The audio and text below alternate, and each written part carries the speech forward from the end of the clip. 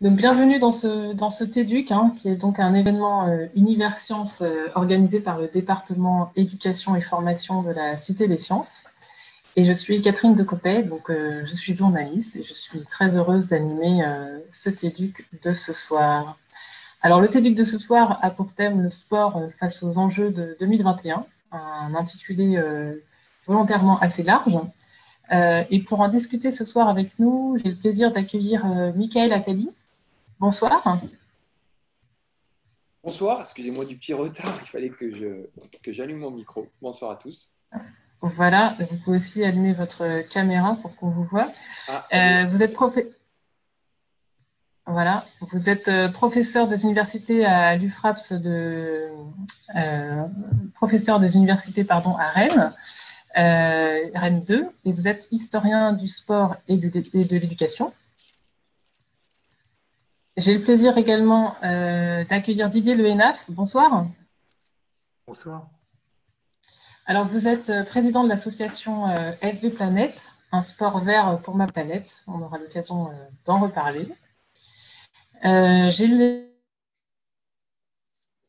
Bonsoir. J'ai pas entendu, on n'a pas entendu.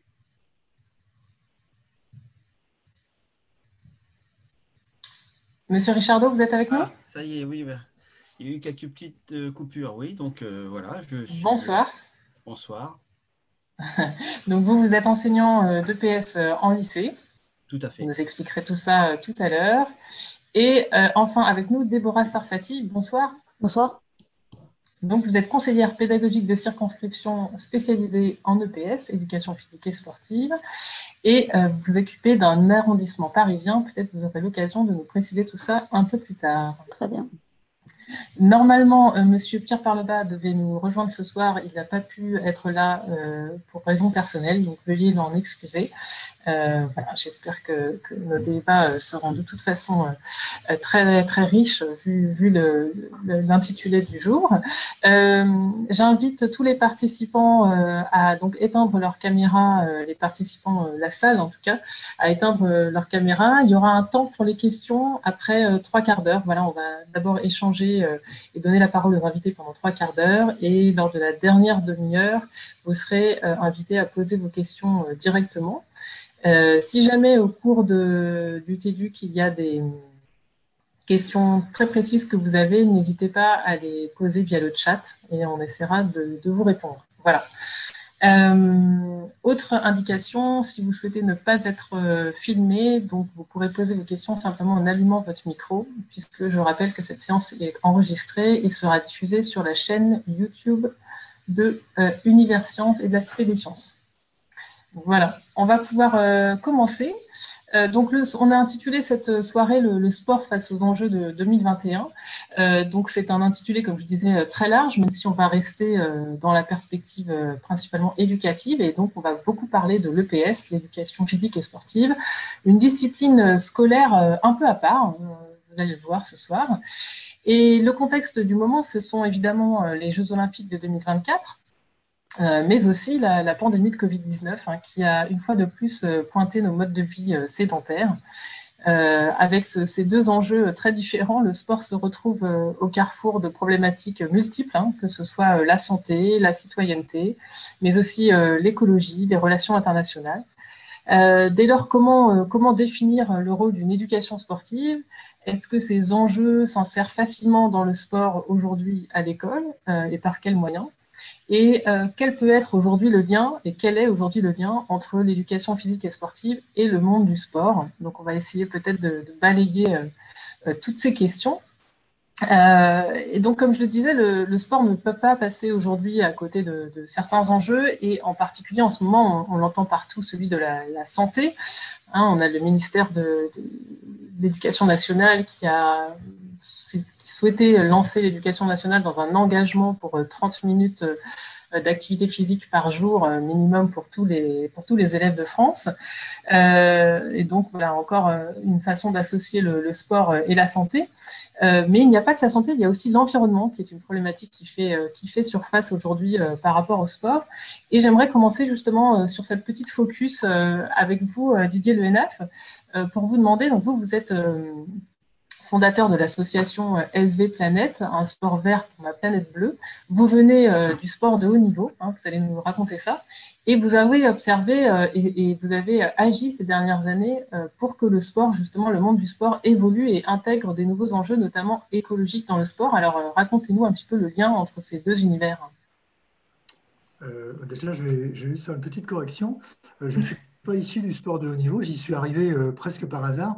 Je suis professeur d'éducation physique de formation, donc c'est pour ça aussi que le thème m'intéressait particulièrement. J'ai enseigné pendant 10 ans en établissement scolaire avant d'entrer à l'Institut national du sport où j'ai sévi pendant une vingtaine d'années sur différents postes. Et ça m'a amené en fait la succession de ces postes, professeur d'éducation physique, puis dans l'encadrement de différentes équipes de France, à la recherche et à la formation notamment, de découvrir les deux côtés d'une même pièce et les enjeux et les contraintes et les antinomies qu'il peut y avoir entre ces deux univers. Et ça m'a amené à me retirer du sport au début des années 2000 pour créer un univers parallèle qui est celui de l'association que j'ai créée, donc qui s'appelle Un sport vert pour ma planète. L'idée était de repenser le sport en profondeur, de repenser ses pratiques, son organisation, ses modes de financement et les manières dont on en parle, pour faire court, parce que je me rendais bien compte que le sport, au tournant des années 2000, avait pris un virage économique assez difficile à supporter pour qui était amoureux de nature et de relations sociales. Donc, vous voyez qu'on voit comment commencer à apparaître la modélisation du développement durable. Donc, un sport qui est génétiquement ancré dans le social, qui est devenu complètement débordant de la sphère économique et qui se découvre impactant au plan environnemental et qui essaie de se prendre en main au plan environnemental pour limiter la casse, quoi.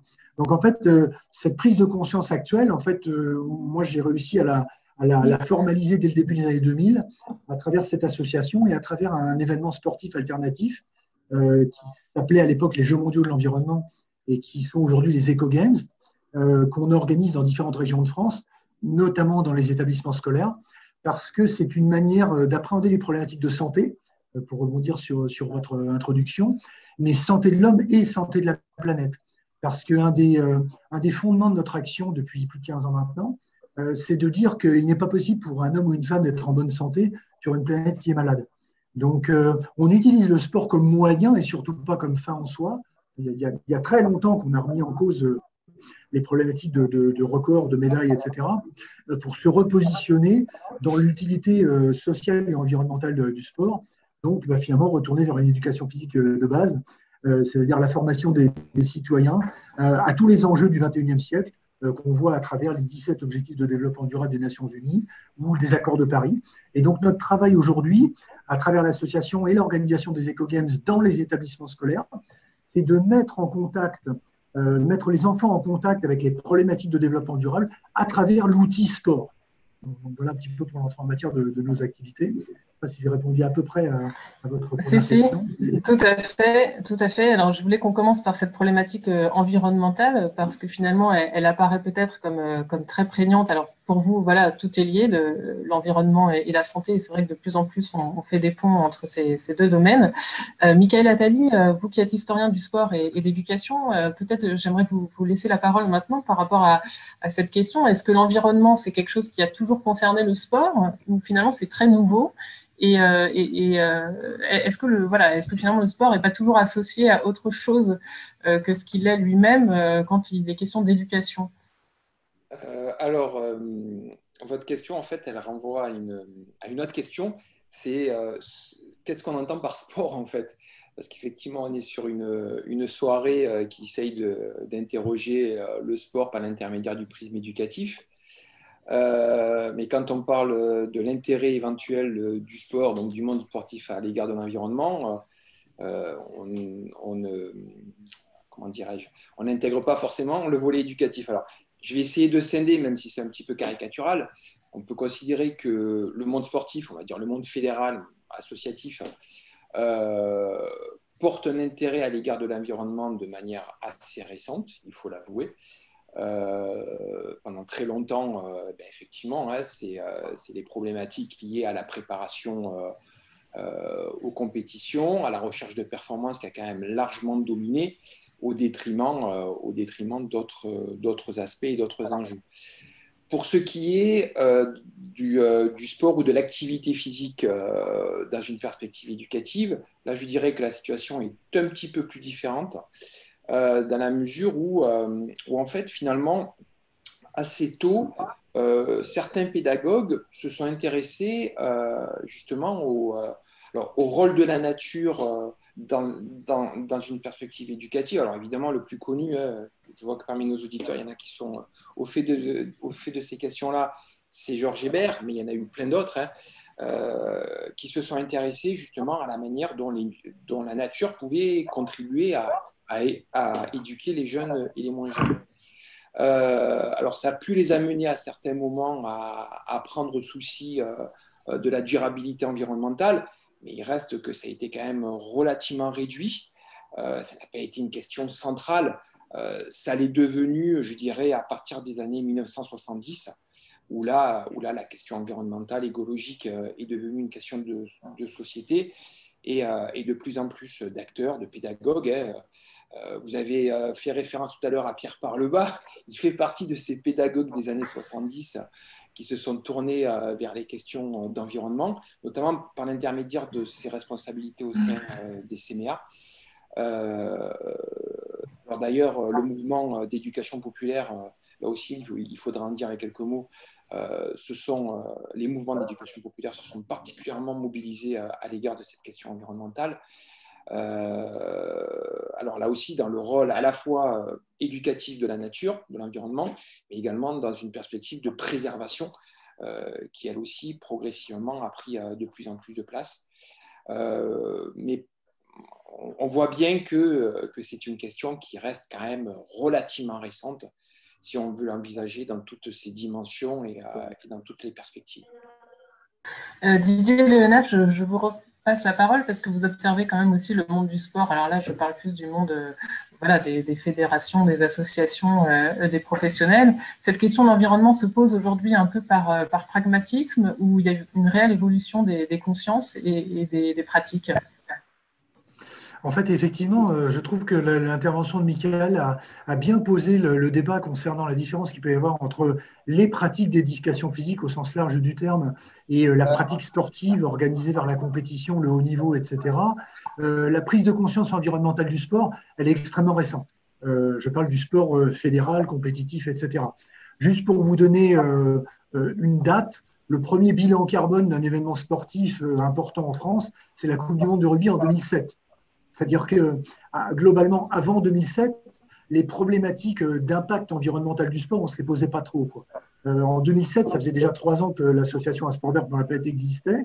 Et quand on se tournait vers les acteurs du sport pour leur parler des impacts environnementaux du sport, globalement, les gens me riaient au nez. Quel rapport cela peut-il avoir avec notre sport? Ou dans le pire des cas, on me disait, mais vous allez nous empêcher de prendre l'avion pour aller faire nos compétitions à l'autre bout du monde. Donc il y avait une crispation très épidermique par rapport à ces problématiques, parce que globalement, on était des sortes d'ayatollahs verts qui allaient empêcher le sport de se développer. Or, si on regarde la manière dont les choses ont évolué, on se rend compte que le CIO participe au sommet de la Terre à Rio en 1992, que l'environnement devient 3e pilier de l'olympisme en 1998, que immédiatement dans la foulée, le CIO fait son agenda 21 du mouvement olympique, que la France, le comité olympique français, est le premier comité olympique national à mettre en place son agenda 21 du sport français en 2001, je crois. Et donc progressivement, cette prise de conscience s'est fait jour, mais à des années-lumière des pratiques de terrain. On était plus dans les hautes sphères de réflexion assez déconnectées du terrain. Et c'est l'urgence du terrain qui a fait que le sport a dû rattraper son retard. Alors l'urgence du terrain, c'est quoi? Eh bien, c'est effectivement, je reviens sur ce bilan carbone de la Coupe du monde de rugby en 2007, parce qu'on s'est rendu compte que ça représentait 0,1% de l'ensemble des émissions de gaz à effet de serre de la France sur une année. Juste la Coupe du monde de rugby. Et le gouvernement de l'époque a dit « Oh, ça fait beaucoup ». Et donc, immédiatement, il y a des commissions qui ont commencé à s'organiser. Le ministère des Sports a créé une mission développement durable extrêmement efficace, extrêmement active depuis 2009-2010 et qui a mis en place des critères d'éco-conditionnalité. C'est-à-dire que progressivement, le sport n'a plus pu échapper aux problématiques environnementales parce que ça devenait juridique, ça devenait légal. C'est-à-dire que globalement, ça voulait dire si vous voulez des financements, eh bien, il va falloir faire ceci ou ne plus faire cela, etc. On débouche sur tout un tas d'autres choses qui font partie de l'organisation du sport en France, comme par exemple la signature obligatoire ou quasi obligatoire de la charte des 15 engagements éco-responsables élaborée par le ministère des Sports et le WWF France. En fait, tout un tas de… Qui est plus récente, hein, celle-là. Qui est plus récente. Voilà, enfin, le premier date de 2017, la première charte date de 2017, mais en fait, ça démontre le stade auquel on est arrivé aujourd'hui dans le monde du sport, qui est que la période on va dire, de 2005 à 2015, c'est la période de prise de conscience des impacts du sport et de la responsabilité que porte le sport, comme les autres acteurs de la vie sociale, dans les impacts environnementaux et les atteintes portées aux ressources de la planète. Et la phase actuelle, c'est la phase de responsabilisation, c'est-à-dire on est rentré dans une ère aujourd'hui où les gens se prennent en main.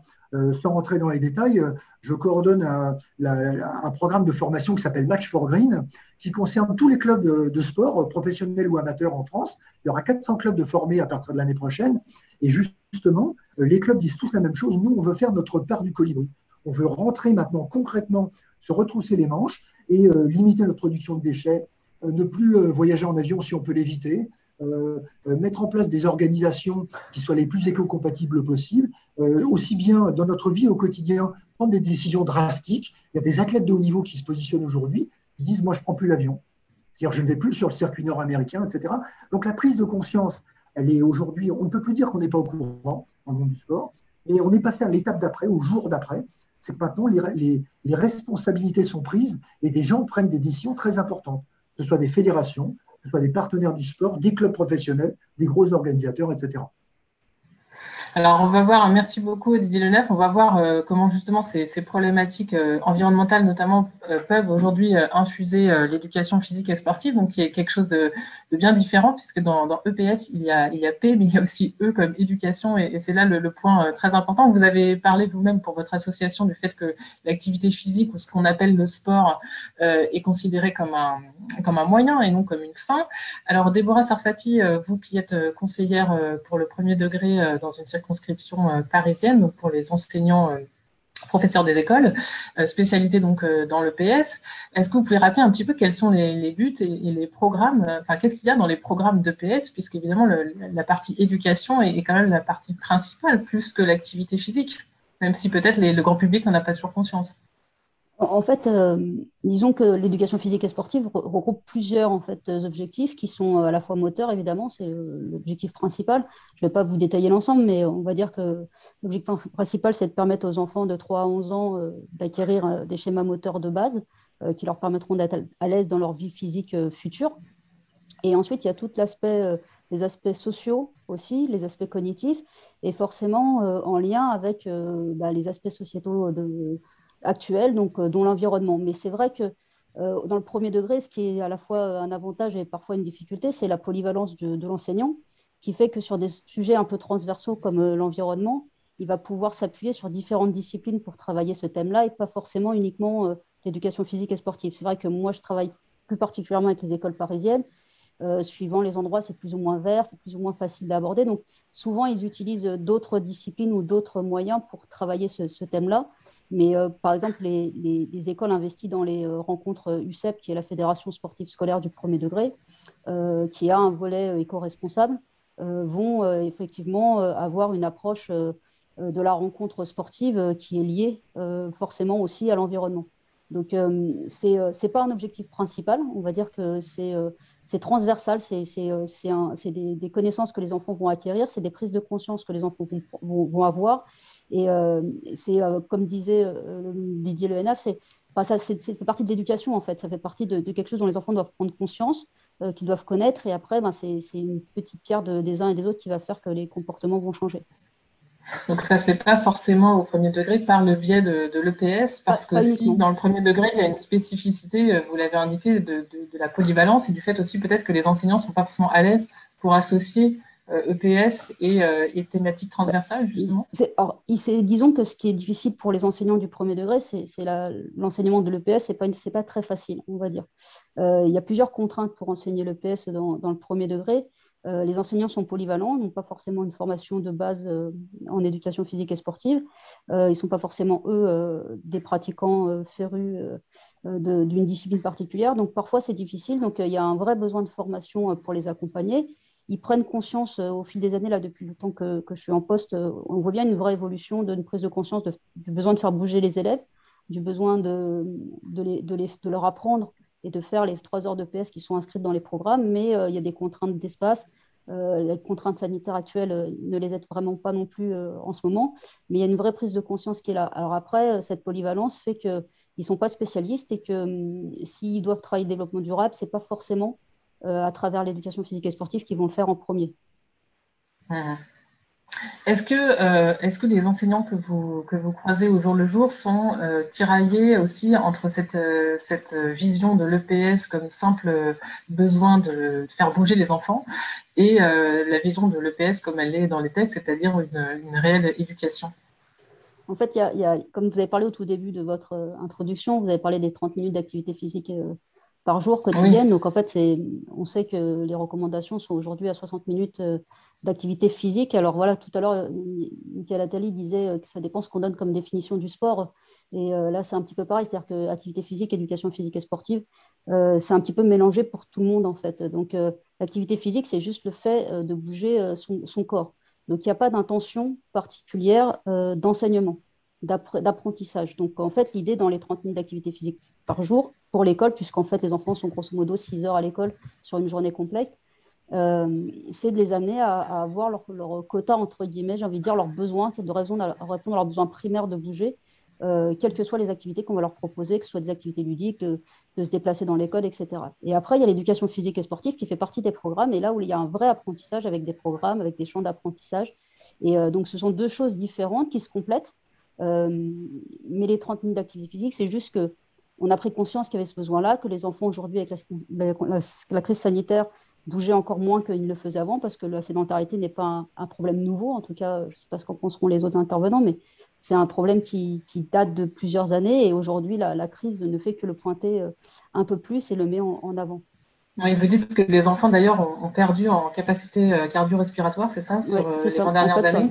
Sur les 40 dernières années de mémoire. Après, je pense que les collègues pourront être un peu précis, mais je crois qu'on est à 25% de perte de cardio-respiratoire pour les enfants. Donc, c'est énorme, en fait, et c'est lié à un mode de vie qui est complètement différent et à des loisirs qui sont différents et au fait aussi que les adultes d'aujourd'hui sont très sédentaires.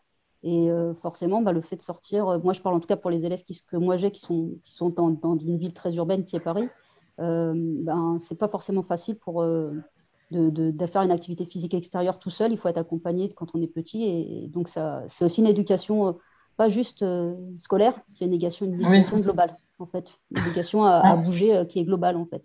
Ouais, on va revenir à ces enjeux de terrain et sociétaux, mais peut-être je voulais qu'on regarde de nouveau un petit peu dans le rétroviseur avec vous, Michael Attali, pour parler de cette tension qui a traversé finalement la discipline EPS à travers les âges, entre ce besoin, cette nécessité de bouger, qui est peut-être toujours justifiée par une sorte d'hygiénisme aussi, je ne sais pas, et la visée plus éducative de l'éducation physique et sportive, avec cette idée d'acquérir d'autres compétences qui seront utiles pour la vie de tous les jours, pour les futurs adultes.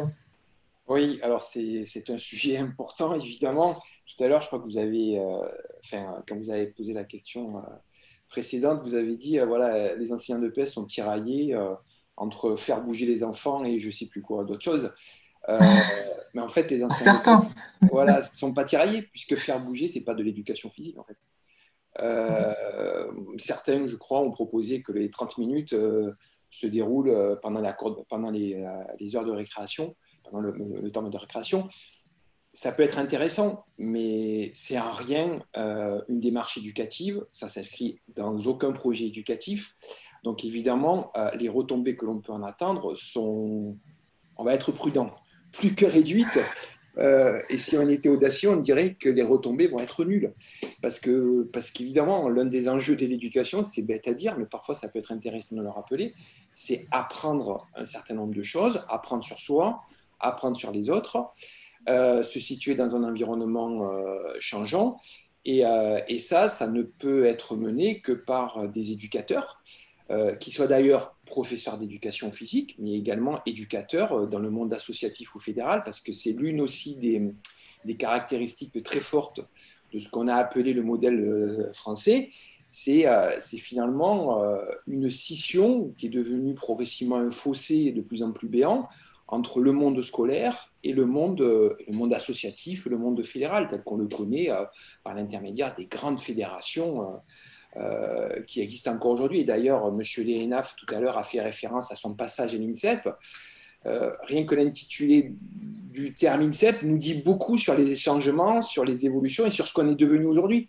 Est-ce que vous pouvez rappeler ce que c'est l'INSEP? Alors, à l'INSEP, l'INS a été créé en 1945, Institut national des sports. C'était un lieu où on accueillait à la fois les sportifs de haut niveau pour se préparer aux grandes échéances internationales, mais également où on formait des maîtres d'éducation physique et des entraîneurs, en fait. Et puis, au fil de l'histoire, en 1975, l'INS est devenu l'INSEP, donc Institut national du sport et de l'éducation physique. Et au début des années 2000, l'INSEP est devenu l'Institut national des sports, de l'expertise et de la performance. Donc, on voit bien que la question éducative, encore récemment, fait beaucoup débat.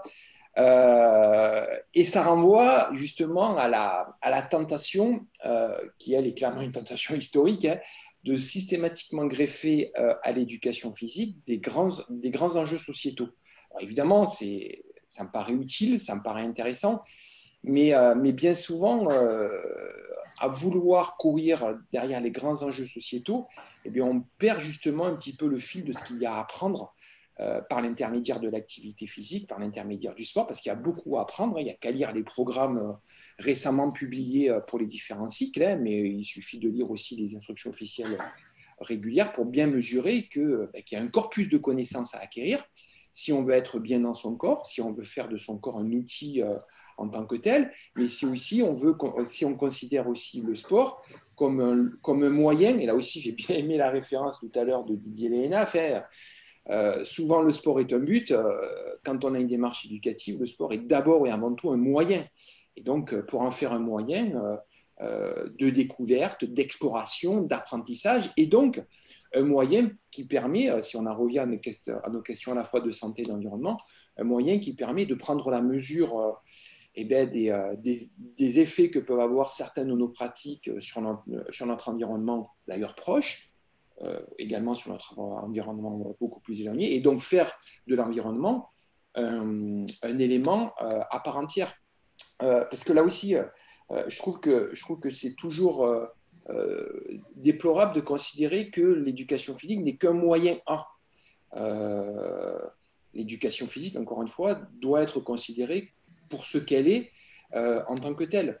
Et c'est qu'à partir du moment où on aura développé, encore une fois, ce qu'il y a à apprendre, qu'on pourra envisager des questions et des problématiques beaucoup plus générales. Donc, je crois que on a tendance parfois à adopter un raisonnement un petit peu inversé.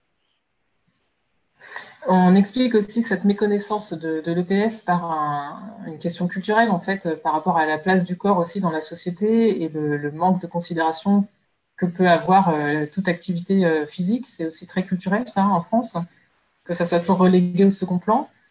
Oui, comme tout bon pays de tradition judéo-chrétienne, le corps est d'abord et avant tout une enveloppe charnelle, et ce qui compte, c'est toujours le développement spirituel. Alors évidemment, les choses, heureusement, ont évolué depuis quelques décennies, depuis quelques siècles.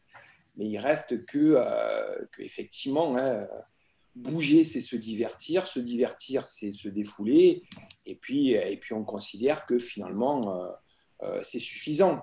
Quand on a une approche un petit peu plus sérieuse et rigoureuse, oui, on considère que le sport est un élément de culture, au même titre que d'autres domaines, et qu'en tant qu'élément culturel, tout un chacun doit être en capacité de se l'approprier et d'agir par l'intermédiaire des pratiques sportives. Est-ce que vous pouvez nous donner peut-être quelques moments jalons dans l'histoire où cette tension entre EPS versus activité physique sont les plus forts, en fait, pour qu'on ait quelques points de repère à partager ce soir? EPS sport, peut-être. Oui. Voilà. En fait, là aussi, peut-être que ça déconstruit certaines représentations, mais le sport est présent dans l'éducation physique dès le 19e siècle. On l'a oublié aujourd'hui, mais tous les grands clubs sportifs français, on connaît tous le Racing Club de France, on connaît tous le Stade français, c'est des clubs qui ont été créés par des lycéens dans des espaces scolaires. Donc en fait, le sport a pris sa source dans l'espace scolaire.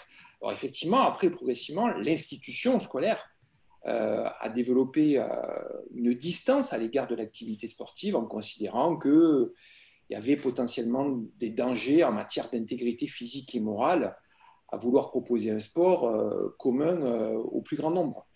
Mais je dirais que quand on étudie par exemple les programmes, mais au-delà, quand on essaye de comprendre un petit peu ce qui se faisait dans les établissements scolaires, et notamment dans les lycées, le sport a été très tôt présent. Et c'est véritablement à partir des années 1930 en fait, que le sport progressivement se dissémine à l'échelle scolaire et que l'éducation physique fait une place, alors évidemment plus ou moins importante en fonction des catégories d'élèves, mais fait une place à part entière à l'activité sportive.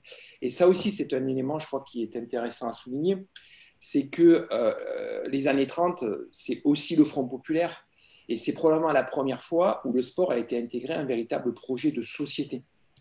Et aujourd'hui, quel est le projet de société en matière sportive?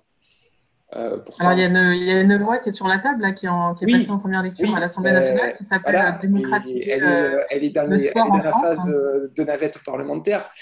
Voilà. Mais quoi, cette loi offre une vision politique, sociopolitique ambitieuse de la place du sport dans la société d'aujourd'hui et de demain. Je crois que ça mérite d'être interrogé, surtout quand on en compare avec d'autres projets, d'autres périodes beaucoup plus ambitieuses. Je disais, voilà, la période du Front populaire, on peut parler évidemment des années 60 qui sont plus connues, dont on a tendance là aussi peut-être à aller un peu rapidement en considérant que la politique sportive dans les années 60 ne s'est focalisée que sur le sport de haut niveau, alors que non, ça a été la prise en charge de la jeunesse par l'intermédiaire de l'éducation par le sport qui a fait l'objet des priorités politiques mais de l'époque et qui a eu des incidences, parce qu'évidemment, si le sport s'est massifié depuis, c'est en grande partie grâce ou à cause, je préfère dire grâce à l'effort qui a été mené au niveau de l'éducation physique et à sa généralisation dans l'école française des années 60. Et ça aussi, je crois qu'il faudrait en tirer un certain nombre de leçons pour envisager un programme, un projet ambitieux. Aujourd'hui, ce qui manque, mais quand même considérablement, on est vraiment, on agit au coup par coup, sous l'effet de l'émotion, sous l'effet d'une crise sanitaire qu'on traverse tous. Mais le coup par coup ne constitue pas une politique ambitieuse et de long terme.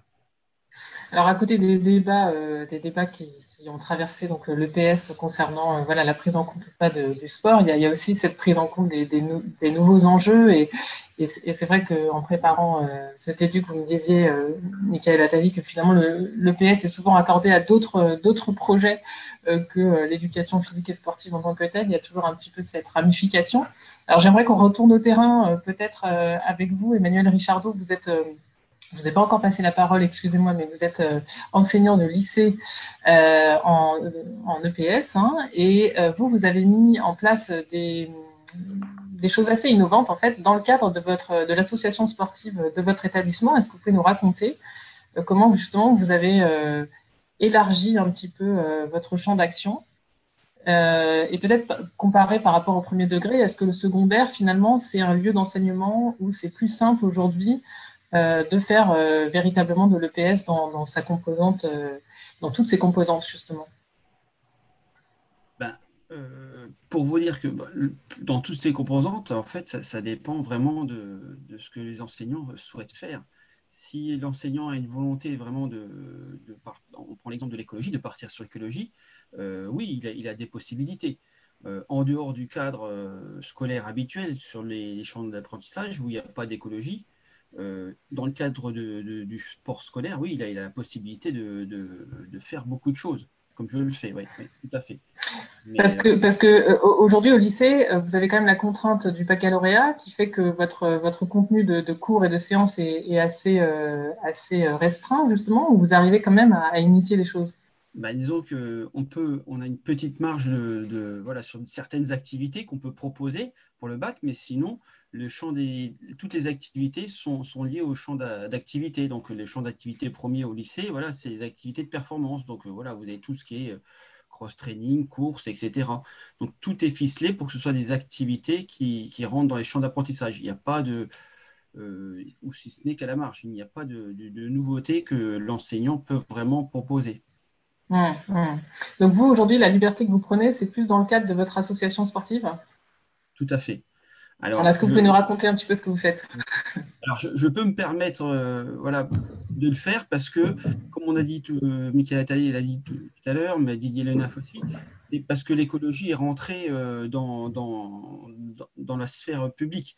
Ça s'est redescendu jusque dans les établissements et il y a une composante écologie dans tous les projets d'établissement et maintenant un peu de plus dans les projets on va dire, d'associations sportives. C'est grâce à ça qu'on peut, on va dire, mettre en place des choses qui ont un rapport avec l'écologie sans passer pour trop farfelu. Voilà. Alors vous l'avez fait parce que vous avez en fait une appétence pour cela. En fait, personne ne vous a demandé de le faire. C'est vous qui avez eu cette idée. Alors racontez-nous concrètement. Vous êtes rapproché de la fédération de pêche, c'est ça? Tout à fait. Ouais, je suis moi-même pêcheur. Donc voilà, comment introduire la pêche sportive dans un lycée? Donc en partant du fait que la pêche sportive, il y a des championnats du monde, etc. La France est plusieurs fois championne du monde. Donc voilà, me suis rapproché de la fédération de pêche qui m'a mis à disposition du matériel et du personnel quand j'avais besoin. Et puis, j'ai pu faire pratiquer à mes élèves la pêche sportive, notamment la pêche à la mouche. Voilà. Alors ça, vous le faites depuis 2014, vous m'aviez dit. Et alors, vous avez lancé aussi tout un projet de protection de la biodiversité. Donc là, ça va encore un peu plus loin que simplement pratiquer un sport différent. Est-ce que vous pouvez nous raconter ce projet? Alors, en partant de la pêche, mais bon, on va essayer comme on dit, le PS et l'association sportive, c'est pas que la pratique d'un sport de performance, etc. En EPS, il y a vraiment un enjeu éducatif pour répondre aux enjeux que l'éducation nationale nous a assignés. Donc, pour moi, la partie écologie, j'avais une fibre qui était comme ça, j'ai souhaité la mettre en œuvre pour aller au-delà de c'est juste une ligne dans le projet d'établissement. Donc, je l'ai mis en œuvre via la pêche sportive. Donc, la pêche à la mouche, avec les jeunes, on s'est amusé à retourner des pierres dans la rivière, identifier tous les insectes, etc. Donc, avec des partenariats avec la fédération de pêche, l'Office de la protection des... Alors, je précise que vous êtes dans la région de Troyes, pour qu'on ait un peu une idée du paysage dans lequel vous intervenez. Voilà. Donc, voilà.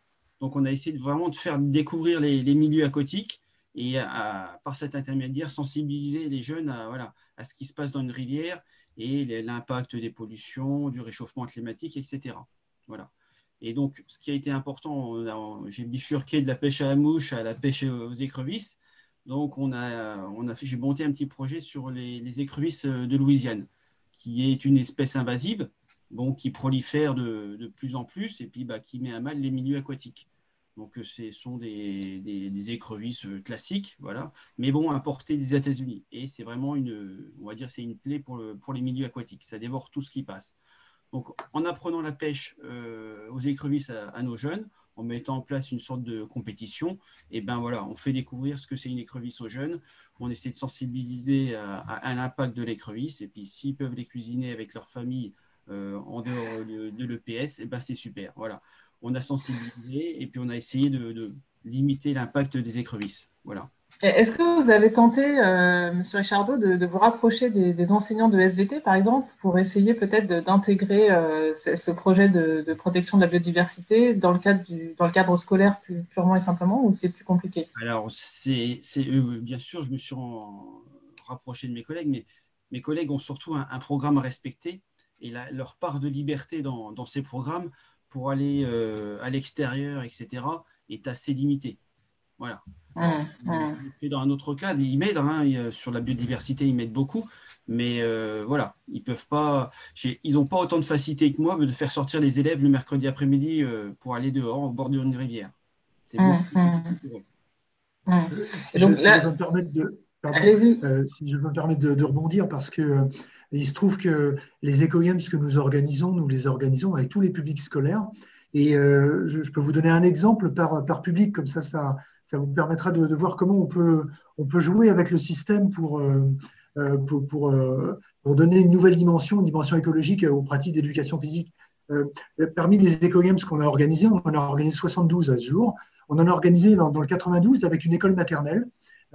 Et en fait, on a rencontré l'ensemble des institutrices et qui avaient un projet d'établissement, un projet d'école qui était sur le développement durable, principalement sur les déchets, sur l'eau et sur les transports.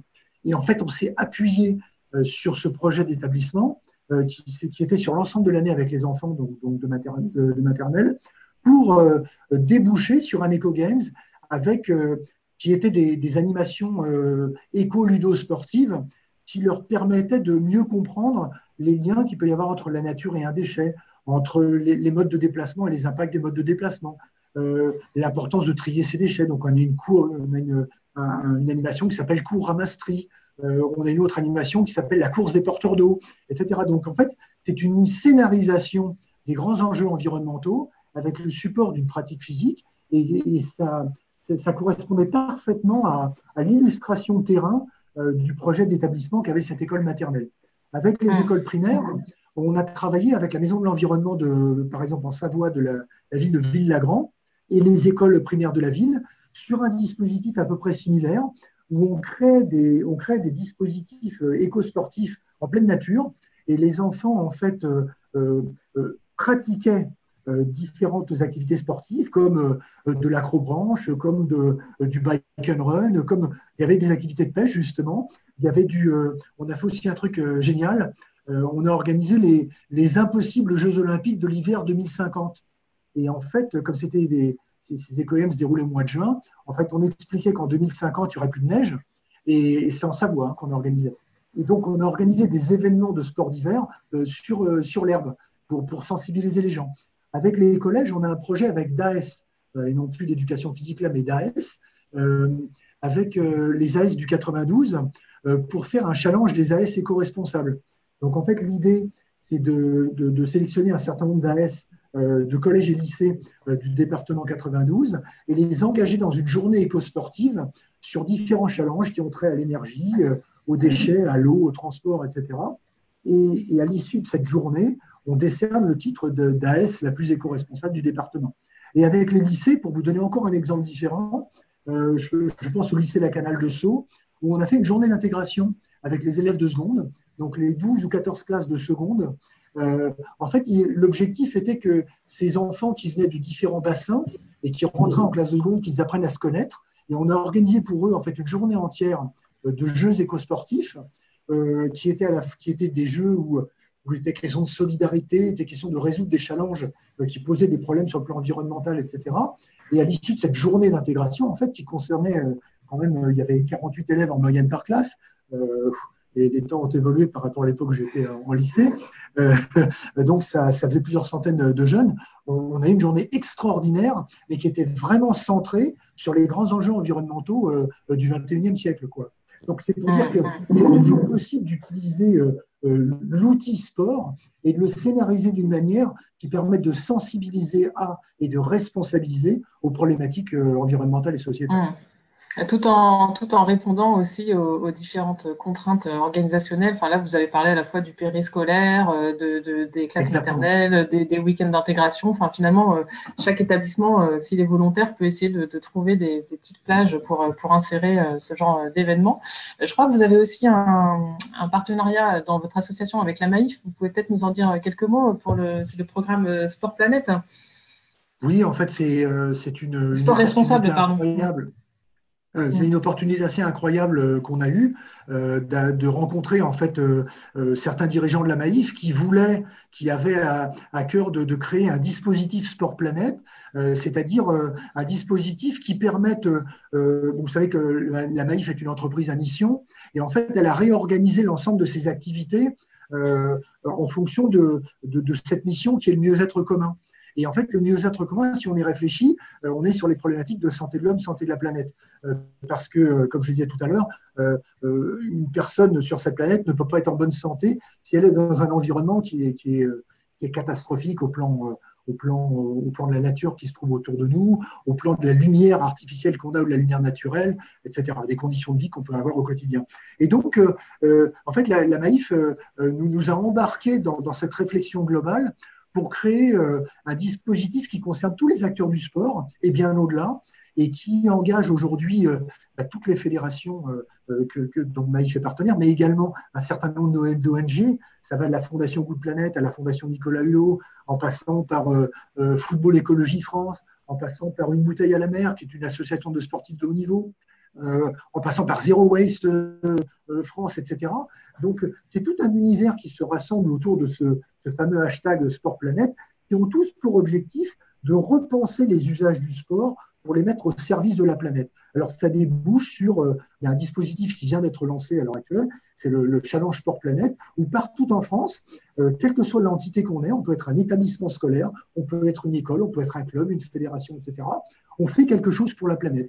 Donc, on va faire par exemple une opération de ramassage de déchets sous forme de plugging, donc de marche-course. Il y a des éco-aventuriers qui se lancent des défis. Par exemple, il y a un aventurier qui va descendre la Seine depuis sa naissance jusqu'à son embouchure en utilisant ce challenge sportif assez incroyable.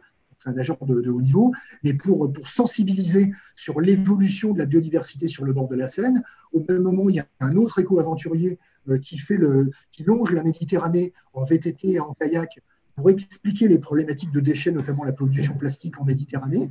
Tout ça, c'est sur la base de pratiques de VTT et de canoë-kayak. Et l'ensemble du réseau partenaire sur le bord de la Méditerranée se met à la disposition de cet éco-aventurier. Ce sont les clubs de canoë-kayak, ce sont les clubs de VTT, les clubs d'athlétisme, la randonnée pédestre, etc. Donc, en fait, il y a énormément de... Oui, ce dispositif Sport Planète, en fait, il fédère les énergies. Et c'est quelque chose dont on n'a pas parlé encore à l'heure actuelle. Dans l'évolution de la prise de conscience écologique dans le monde du sport, il y a plein de gens qui faisaient des choses, mais ils se sentaient tout seuls. Et en fait, ce qui se passe depuis un certain nombre d'années maintenant, quelques années, 5 à 10 ans, c'est que grâce aux réseaux sociaux notamment, et grâce à certains acteurs comme la Maïf au niveau des partenaires, comme certaines fédérations ou comme certaines ONG très fortes comme la Surfrider Foundation par exemple ou Mountain Riders, eh bien en fait, on commence à savoir ce que font les gens. Et des initiatives de fédération se mettent en place, ce qui fait qu'on est en train d'accélérer la révolution verte au sein du sport et grâce au sport. Merci beaucoup Didier Lohenaf. Alors, on a beaucoup parlé d'environnement et puis il est bientôt l'heure de passer le micro à la salle virtuelle. Mais je voulais d'abord faire réagir Déborah Sarfati à tout ce qui vient d'être dit, parce qu'on a beaucoup parlé d'environnement, mais il n'y a pas que l'environnement dans les thématiques qui peuvent être liées à l'EPS, il y a aussi la citoyenneté, la question de l'égalité des genres. Et vous souhaitiez insister, Déborah, sur les priorités aujourd'hui de l'EPS qu'il faut peut-être rappeler. C'est ça. En fait, ce qu'il ne faut pas oublier, là je vais parler surtout sur le premier degré, mais je crois que c'est un peu pareil sur le second degré et jusqu'au lycée et même peut-être même après à l'université, parce que on a un vrai rôle en tant qu'éducateurs les uns et les autres, puisqu'on est tous dans ce milieu-là, pour donner une vraie éducation sportive à nos enfants, à nos élèves. Ça dépend de quel point de vue on se met, enfants ou élèves. Et en fait, comme disait tout à l'heure Michael Attali, il ne faut pas se tromper. En fait, l'EPS est une discipline à part entière. Et elle a d'abord des objectifs premiers. Et il faut d'abord se recentrer sur ces objectifs premiers. Et à partir de ces objectifs premiers, qui sont les apprentissages moteurs, ce que je disais tout à l'heure, les apprentissages sociaux, ce que disait tout à l'heure Michael Attali sur le respect de soi, le respect des autres, apprendre sur soi, apprendre sur les autres. C'est à travers l'activité, à travers le partage d'activités qu'on va pouvoir se découvrir soi-même et gérer des frustrations, gérer des moments où on va gagner certaines situations et où on va perdre. Et donc, il va falloir apprendre à gérer tout ça, gérer ses émotions. Mais il y a au-delà du côté social, au-delà du côté cognitif aussi qu'on apprend, parce qu'en EPS, on n'apprend pas que du moteur, on apprend aussi à apprendre une information très rapidement, à la traiter très rapidement, parce que je prends un exemple tout simple, hein, vous faites un jeu avec un ballon, n'importe quel jeu collectif, il faut que vous preniez une information, que vous la traitiez très très rapidement pour prendre une décision très rapide et agir. Et on voit bien que les enfants qui mettent du temps à prendre une décision, déjà à analyser la situation, à prendre l'information, l'analyser, la traiter et après prendre leur décision, eh ben, ils sont en difficulté. Et tout ça, en fait, nous sert après dans la société après. C'est-à-dire que tous les apprentissages qu'on va avoir dans le cadre de l'EPS vont nous servir après dans les autres disciplines. Et je crois que effectivement, l'EPS est une discipline qui est très polyvalente, qui est très transversale, qui permet de travailler plein de choses. Vous avez dit l'égalité des genres, effectivement. Moi, j'ai monté pas mal de projets autour du foot à l'école ou même autour de la danse, enfin, sur les activités très genrées, on va dire, qui encore aujourd'hui peuvent être associées à un genre plus qu'à un autre. Effectivement, on peut travailler plein de sujets sociétaux à partir de l'EPS, mais je crois qu'il ne faut pas se tromper parce qu'aujourd'hui, on a un vrai besoin pour que chez nos enfants et nos élèves d'avoir un développement physique moteur à la hauteur de ce qu'ils ont besoin et de ce qu'ils sont censés être. Et il ne faut pas qu'on se trompe trop en voulant faire trop de choses à partir de l'EPS. Il faut d'abord faire de l'EPS en tant que tel, et après, ça va venir tout seul en fait. Les autres domaines vont venir tout seul. Donc, effectivement, on peut travailler sur la citoyenneté parce que quand on a un match, si je prends pour les par exemple, on fait un match de basket, un match de foot, un match de hand, un match de volley, ce que vous voulez. Si on va vers des jeux qui vont vers ces sports-là, puisque à l'école primaire, on ne fait pas des sports tels qu'on les voit à la fédération, hein, c'est toujours des règles qui sont adaptées à l'âge des enfants et aux compétences des enfants et aux besoins aussi de ce qu'on a envie de leur apprendre. Effectivement, je vais prendre un rôle d'arbitre, je vais prendre un rôle de spectateur, je vais prendre un rôle d'observateur. Et donc, dans ces différents rôles que je vais pouvoir avoir dans la séance de PS, je vais apprendre certaines choses si je suis arbitre. Quand j'ai pris la place d'arbitre, peut-être que quand je suis dans le stade après à regarder les arbitres qui officient à très haut niveau, peut-être que en ayant discuté en classe et avec les collègues et en ayant pris cette place qui n'est quand même pas simple parce qu'il faut prendre une décision, il faut la prendre encore une fois très rapidement parce qu'on ne peut pas la prendre 10 minutes après l'action, hein, il faut la prendre instantanément, la décision. On se rend compte que finalement, ce n'est pas si facile. Donc, effectivement, toutes ces thématiques transversales que sont la citoyenneté, l'éducation à l'égalité des genres, etc., sont essentielles. Mais je crois vraiment qu'il ne faut pas se tromper sur le rôle de l'EPS et que tout ça sont des apprentissages qui vont se faire, qui vont se découler d'office de la pratique qu'on va avoir, mais encore faut-il que les enfants pratiquent. Et juste pour terminer, sur ce que disait tout à l'heure Nathalie, il a parlé de culture sportive. Et je crois que c'est quelque chose qui est très important, en fait, dans les programmes, si je ne me trompe pas, en tout cas, parce que je ne les connais pas tous par cœur, mot à mot, mais en tout cas, on parle beaucoup de culture littéraire, on parle de culture artistique, mais il ne me semble pas qu'il y ait écrit le terme de culture sportive. Et en fait, l'histoire du sport, savoir d'où viennent les compétitions, d'où viennent les clubs, etc. Et même, par exemple, là, on va voir les Jeux à Paris en 2024, savoir d'où viennent les Jeux Olympiques, pourquoi on en est arrivé à des Jeux Olympiques tels qu'ils ressemblent aujourd'hui. Ça n'a pas toujours été aujourd'hui, les Jeux n'ont pas toujours ressemblé à ceux qui sont aujourd'hui. Et ceux de 2024 seront peut-être très différents de ceux qu'on aura connus avant. Ceux de 2021 à Tokyo vont être de toutes les manières, du fait de la pandémie, très différents. Donc cette culture-là et cette histoire-là doit aussi faire partie de l'apprentissage des élèves. Et on arrivera à mettre l'EPS et le sport à la hauteur du reste lorsqu'on, je crois, on aura mis cette culture sportive au même titre que la culture littéraire ou que la culture artistique. Je crois qu'il n'y a pas de sous-culture ou de surculture. Toutes les cultures se valent en fait. Il y a un enjeu peut-être pas de réhabilitation, mais en tout cas de valorisation qui est certain. Alors il est grand temps, et je m'excuse par avance d'avoir laissé tourner un petit peu l'heure, mais je pense que c'était nécessaire, vu le côté vaste de la thématique, d'aborder plusieurs questions ce soir. Donc la parole est à la salle. Donc ceux qui souhaitent poser une question peuvent soit allumer leur micro, soit allumer leur caméra et prendre la parole directement, sans passer par le chat. Hein. Vous pouvez donc posez vos questions directement aux invités. Donc c'est à vous.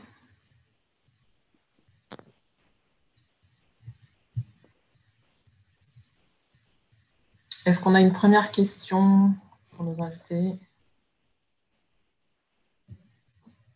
Non, personne ne se lance. En ce qui concerne les références, en tout cas, qui ont été citées jusqu'à maintenant, elles seront bien sûr dans le compte-rendu du TEDUC, hein, qui intervient quelques semaines après. Oui, bonjour madame. Oui, bonjour oui, madame. allez-y. Je souhaite poser une question au professeur d'EPS, monsieur Richardot. Oui. Et j'aimerais bien qu'il m'explique un petit peu comment il peut développer la pêche sportive dans un lycée, parce que je trouve que c'est très original. Et ça consiste en quoi, enfin, concrètement, avec des élèves de lycée? Vous êtes enseignante vous-même? Oui, je suis enseignante, mais de lettres. D'accord, de lettres, très bien. Au lycée également? Oui, oui, oui. Alors, Emmanuel Richardot, comment vous faites? Pour ce qui est pêche, voilà, j'avais parlé de pêche à la mouche. Alors, comment dirais-je, le geste sportif de la pêche à mouche est vraiment pas simple. Voilà, c'est vraiment assez compliqué. C'est un geste précis qui demande beaucoup de coordination. Donc voilà, c'est par cette biais-là qu'on rentre dans le sport, on va dire. Plus vous êtes précis, plus vous vous placez bien, plus vous avez de chances de prendre un poisson. Voilà. Et donc, il faut vraiment une motricité bien spécifique, des réflexes assez rapides, surtout la pêche à la mouche, voilà, pour arriver à leurrer un poisson. Et donc, je suis rentré par ce biais dans le sport scolaire. Voilà. Et après, bon, j'ai élargi ça à la question écologique. Mais au départ, c'est un prof, c'est 6-7 élèves, c'est repérer des lieux, c'est gérer la sécurité. C'est beaucoup de choses à préparer voilà, pour une séance un mercredi après-midi. Et vous avez tout organisé seul ou vous êtes d'abord rapproché de la fédération?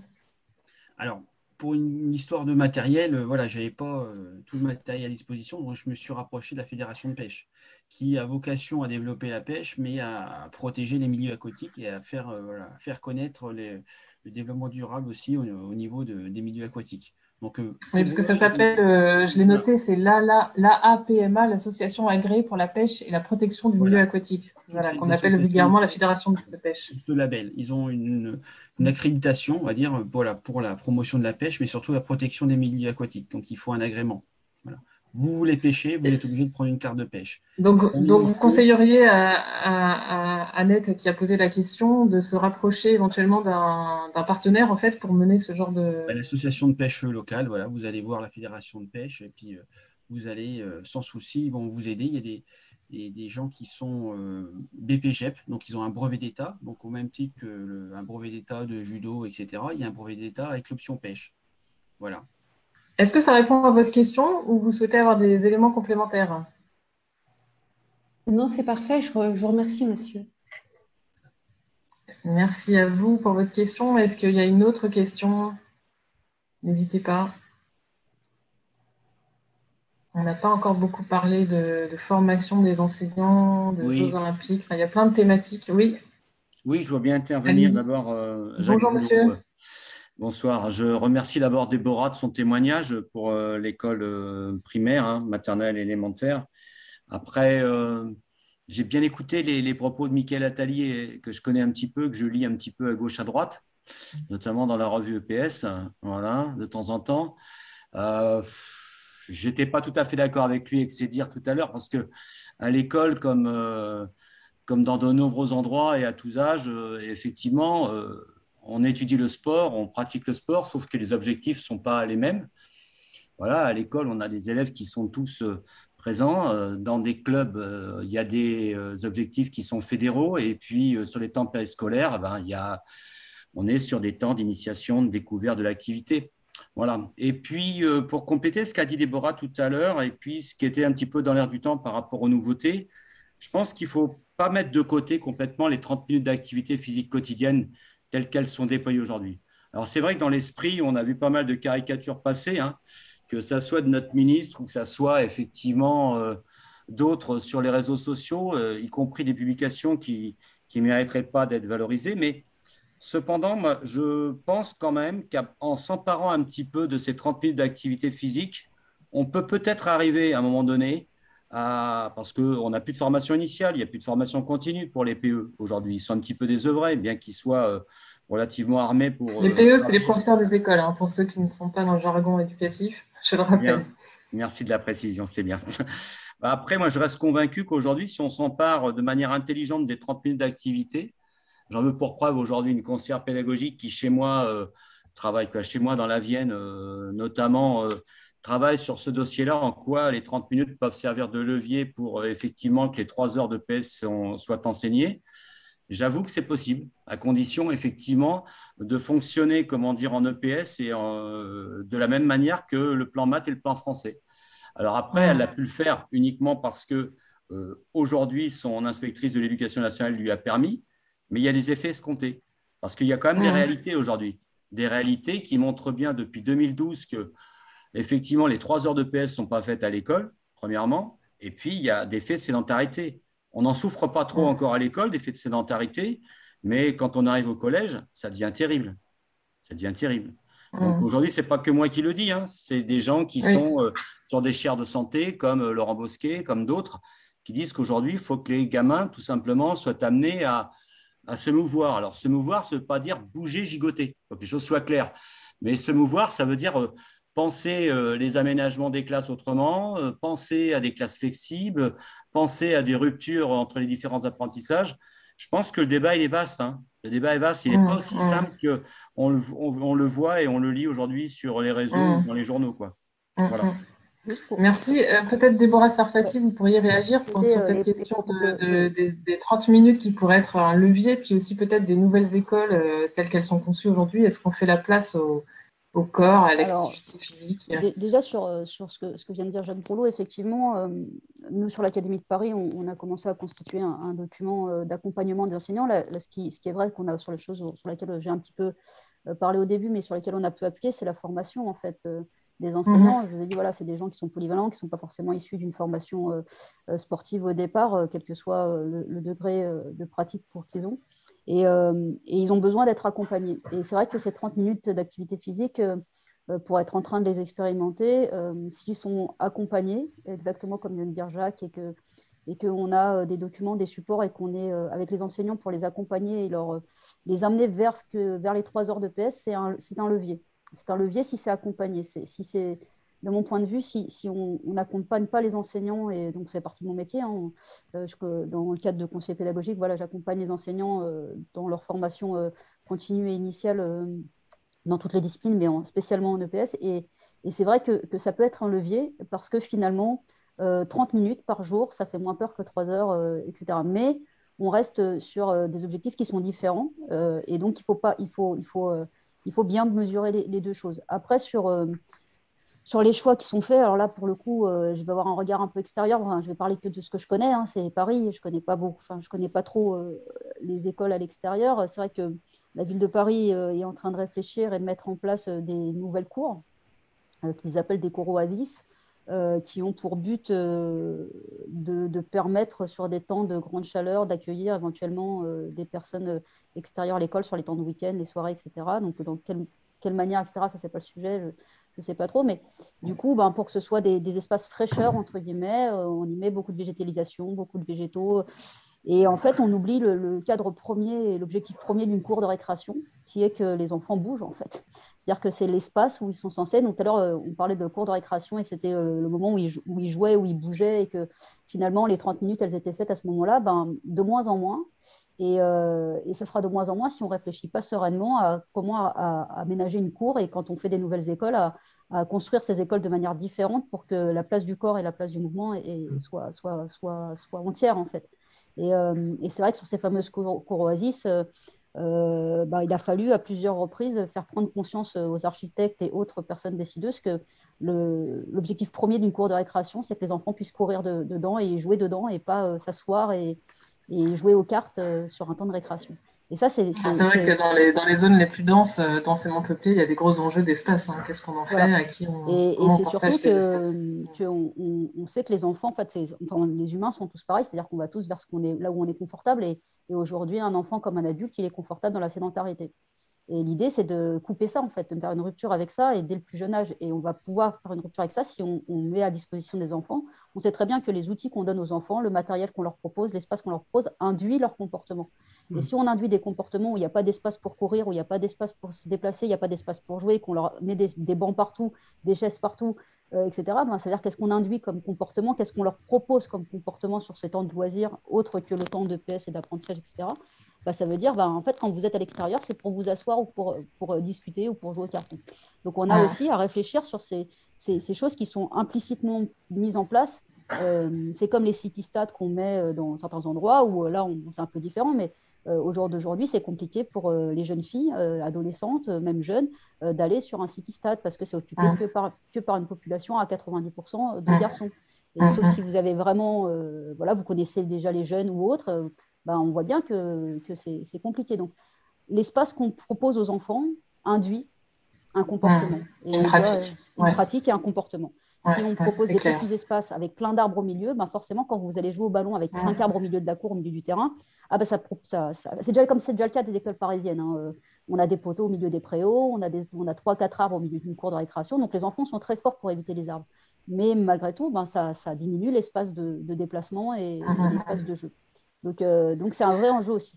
Mais c'est les adultes, en fait, qui réfléchissent. Oui, bien sûr. Est-ce qu'il y a d'autres questions?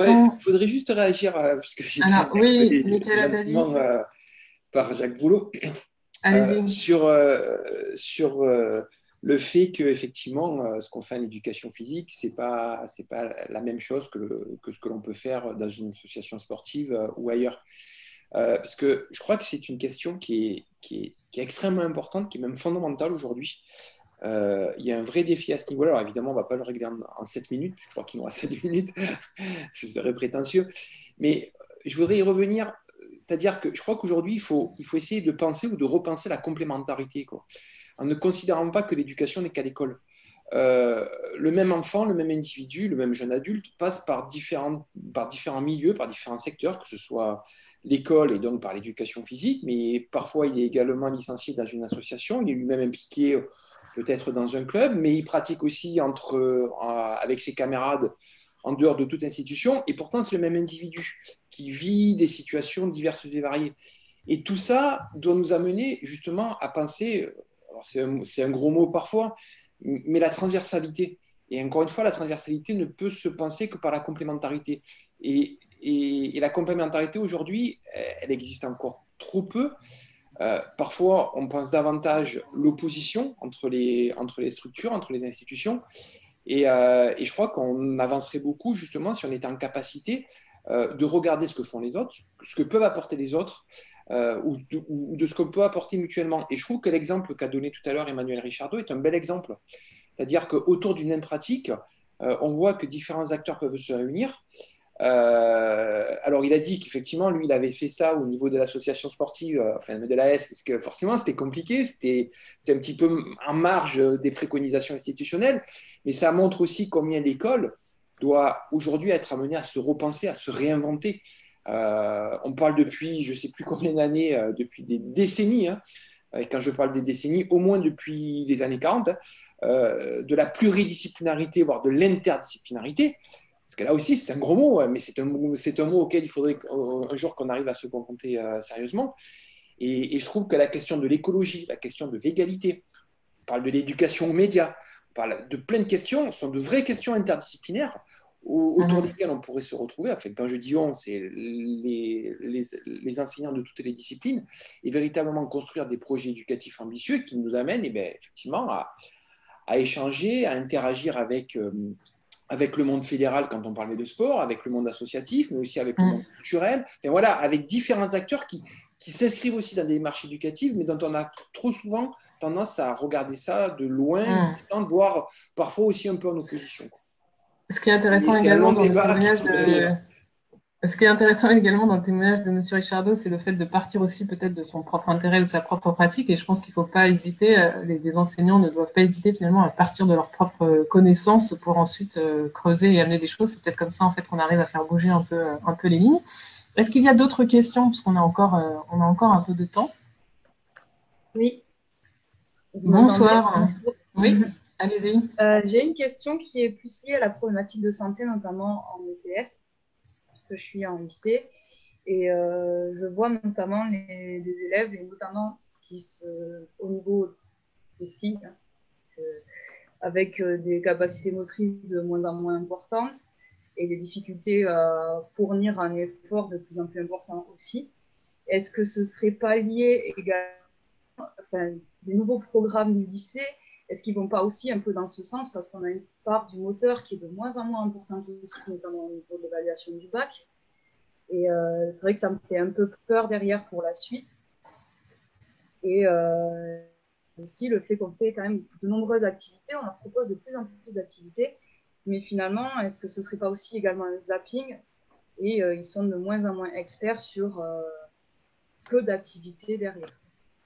Au détriment du moteur. Alors, je sais pas, je crois que Emmanuel Richardot, vous-même, vous constatez aussi un peu une baisse de motivation chez les lycéens, c'est ce que vous me disiez, non? Tout à fait. Alors, sur le niveau physique, oui, je vous confirme. On fait régulièrement des petits tests de VMA au début d'année. Et, VMA, vous pouvez rappeler ce que c'est pour les non-initiés? c'est la capacité de votre moteur. Voilà, c'est ça. Si vous avez un gros moteur ou un petit moteur. Donc, au bout de 20 ans d'enseignement, on s'aperçoit que le nombre de sportifs capables d'aller, on va dire, à 18 km/h, eh ben, il se réduit d'année en année. Voilà. Donc, en général, on avait toujours des footballeurs voilà, avec une bonne capacité et ça se réduit. Maintenant, quelqu'un qui arrive déjà à 15-16 km/h de VMA, c'est déjà beau. Hein. Pour tous les élèves que je vois passer, c'est déjà bien. Alors, j'ai un peu perdu le fil Non, c'est la motivation et la difficulté à peut-être faire des activités qui nuiraient, qui seraient au détriment finalement des capacités motrices et compétences motrices. Bah, c'est vrai qu'il touche à tout. On leur propose tout, un peu tout et n'importe quoi, et on n'a pas vraiment de moyens de faire une spécialisation. Mais j'allais dire, c'est pas faire un champion de basket, c'est pas mon truc. C'est pas ma vocation de PS. Il faut être clair là-dessus. Qu'il ait une motricité très riche, oui, d'accord, qu'il ait une capacité physique importante, qu'on lui donne le goût de continuer l'activité physique. Alors, c'est pas forcément sportive, hein, une activité physique, voilà, activité physique ou sportive en dehors de l'école, parce qu'après le lycée, bah, ils sont plus vraiment contraints de faire une activité, donner le goût de faire une activité en dehors. Et ben voilà, moi, j'allais dire, quand j'ai réussi à faire tout ça, j'ai gagné. Donc, voilà. Sur le manque de motivation aujourd'hui. Le manque de motivation, j'ai lancé une fois la pêche, j'ai eu plus de demandes que de places. Voilà. Bon. Ça fait partie des nouvelles activités qui, je pense qu'il va falloir se renouveler. Alors, à ce moment, il y a le circuit training qui marche assez fort chez les élèves. Il y a d'autres activités qui peuvent marcher, mais je pense qu'il faut se renouveler. Le PS doit se renouveler, oui.